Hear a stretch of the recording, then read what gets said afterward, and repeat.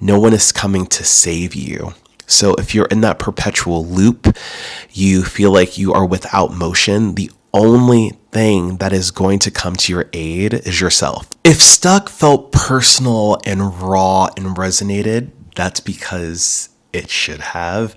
I feel like it is a very universal and collective experience to feel stuck in certain patterns of behaving or life.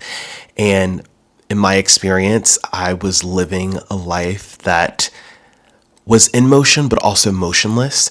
I was repeating the same script every day. I would wake up, turn off my alarm, have my coffee, have my breakfast, get to work, see friends, take a shower, go to bed, wake up, turn off my alarm, have my coffee, have my breakfast, repeat, repeat, repeat.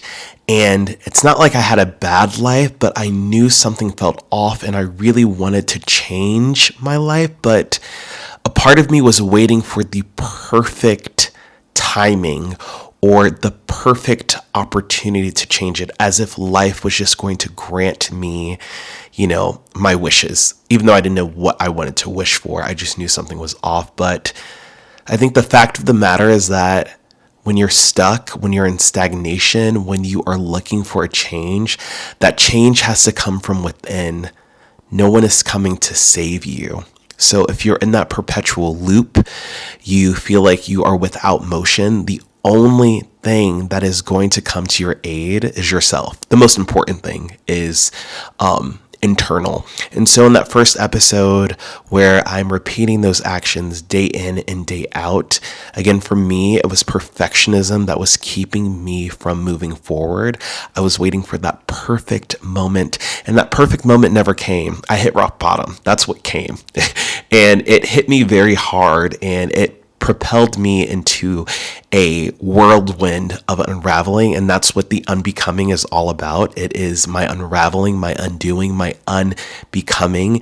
In order to become the best version of myself, I have to unbecome all of these things. So in this next part, we are talking about a different kind of trap, a different thing that you have to let go of or remove yourself from, and that is control, the illusion of control. The way I think about control is in a very extra theatrical way. It's on display. It's always trying to be perceived as if nothing is wrong, everything is right. And that's why the scene is set up this way. I'm actually on the set for this next episode.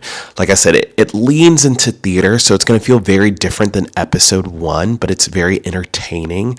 And it's going to show the duality of self, the self that has the illusion of control, thinks that it is pivoting the direction of life, and then that internal version of self that is unraveling, that is cracking under the pressure. And those two versions won't collide, but we'll get to see both of those as well. So the first episode is Stuck. It's about removing yourself from the loop.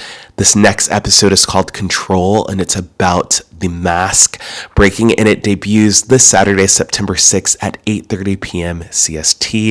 If you haven't watched Stuck, highly recommend it. You don't have to watch Stuck in order to get Control, but this is a progressive serial work, so I highly recommend watching from number 1 to number 6. There will be 6 parts. Thank you to everyone who's left a comment, shared a post, reposted it. That's all very helpful for getting the word out on my project, but I just thank you for being a part of this and watching my journey in unbecoming. It's fear. Fear disguised as function. Fear dressed in perfection. Perfection as protection.